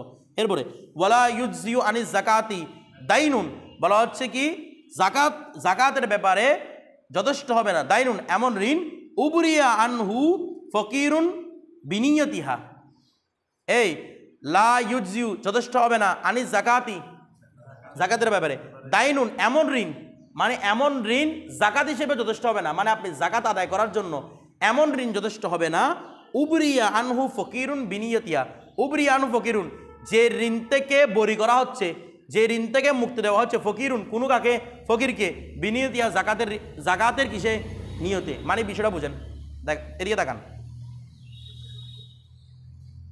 আমার কাছে মনে করেন জাকাত আসছে 40,000 টাকা, ভালো করে বুঝবেন জাকাত কত টাকা আসছে, এখন একজন ফকিরকে তো আদায় করবো আমি, এখন আব্দুল কাদের হচ্ছে ফকির, আবার উঠতে কিন্তু আমি 40,000 টাকা পাই, ভালো করে বুঝবেন, আব্দুল কাদের থেকে আমি 40,000 টাকা পাচ্ছি, ও ফকিরও, আমার জাকাত ওয়াজিব হয়েছে কত, মনে করেন আমার যদি 40,000 টাকা হাতে থাকতো, তাহলে আমার আব্দুল কাদেরকে দিলে হয়তো কি না, হয়তো এখন আব্দুল কাদের 40,000 টাকা আছে, ও ফকিরও আমাকে দিতে পারতেছে না। আমি বলছি ঠিক আছে একটা কাজ করি, ও ফকিরও ওতে 40,000 টাকা পাচ্ছে, আমার জায়গাতে অজীব 40,000, ওর টাকা কাটাকাটি করে ফেলি এটা। তো আমি ওর সাথে বলতেছি তুমি এই টাকাগুলো আর দিও না, তখন নিয়ত করছে জাকাতের, বসে এরকম নিয়তের মাধ্যমে এরকম ঋণের মাধ্যমে জাকাত আদায় হবে না। কারণ জাকাত আদায়ের জন্য আমার কাছে মাল থাকতে পারে, যখন তুমি লিখ করতে হবে, আমি তো মাল বানো নাই, তবলিগ করবেন কোথায়? ওকে মালিক করা হয়েছে, ওর টাকা মাফ করছেন না, মালিক কোথায় বানাইছেন? ওকে 40,000 টাকা নিয়ে কি দাঁড়াতে হবে? মালিক বানাতে হবে। তো বলে যে এখন কি করবো, ওকে এরকম যদি ওকে আমি যদি বড়ি করে দিতে পারি, ওটা ভালো না? বলে একটা কাজ করবেন, একটা হিলা করবেন। বলে হিলা কি? প্রথমে স্বামীর মধ্যে আছে, বলে প্রথমে আমি 40,000 টাকা নিব, নিয়ে আব্দুল কাদেরকে দিব, বলো ভাই এই টাকাগুলো তুমি রাখো, তুমি আবার আমাকে দিয়ে দিবে, এগুলো আবার এগুলো রেখে দিবে না, এগুলো দিয়ে দিয়ে তোমার থেকে টাকাগুলো কি মাফ। তো তোমার থেকে আমি জাকাত হিসেবে কি দিলাম? 40,000 দিলাম। এবার তুমি ওর থেকে 40,000 টাকা পাইতাম না, ও ওই ঋণগুলো আমাকে আদায় করবে, বলে আপনার 40,000 টাকা আপনাকে দিয়ে দিলাম আমি, এখন ওর থেকে ঋণ থেকে মুক্ত হয়ে গেল, আমি আমার জাকাত আদায় করে দিতে পারলাম। এটা হচ্ছে কি রে? হিলা। তো বলে দে এখন যদি আব্দুল কাদের যদি আমাকে দিয়ে না দেওয়ার চান্স থাকে, আর ও দিয়ে আর নেবে না, গায়েব করে ফেলবে টাকাটা। এরকম বলে তাহলে কয়েকটা হিলা করতে বলছে। বলে কি রকম হিলা? 1 নম্বর হিলা হচ্ছে আব্দুল কাদেরের একজন কি বানাবে? উকিল বানাবে। বলে তুমি মাহফুজকে উকিল বানাবো, আমার বিশ্বাস আছে। আব্দুল কাদের ঠিক আছে হুজুর, ও তো এর আগে বড় বুজুর্গ নেই আমার আগে, তো ও মাহফুজকে উকিল বানাইছে, ঠিক আছে সমস্যা নেই, হুজুর উকিল, আমি মাহফুজকে দিব, মাহফুজ থেকে উদ্ধার করবো, এক হিলা। 2 নম্বর হিলা হচ্ছে আমি এরকম হাতে দিব, তো ওর হাত লাগার সাথে আবার টানে নিয়ে নিব। কারণ যখন ঋণগ্রস্ত ব্যক্তি টাকা দিতে না চাই, টেরামি করে টাকা দিতে না চাই, তখন ওর থেকে জোর করে ঋণ আদায় করা যায়, এটা জোর করে নিয়ে আসে, দেওয়া মাত্র টানি কি করেছি, নিয়ে ফেলছি। বিষয়টা মানে আমি জাকাত দিছি, কিন্তু নিচে এটা কি আমার হক, বিষয়টা বুঝতেছেন? এভাবে আদায় হয়ে যাবে। বানাইছে তো তোমরা, তোমার হাত বড় দিছে তো, তো এইবার তোমার যদি জোর জবরদস্তি নিয়ে নিছি আর কি আমার থেকে, যা আসছে তো তোমার হাতের মধ্যে আসছে তো, বানাই দিছি, হ্যাঁ তুমি গ্রহণ করছো, টানি নিয়ে নেবো এরপর থেকে আমি তোমার থেকে, এই জোর করে মানে ধরে নিয়ে নিতে পারবেন এরপর থেকে। আচ্ছা এরপর ধরে ফেরেন না আরো।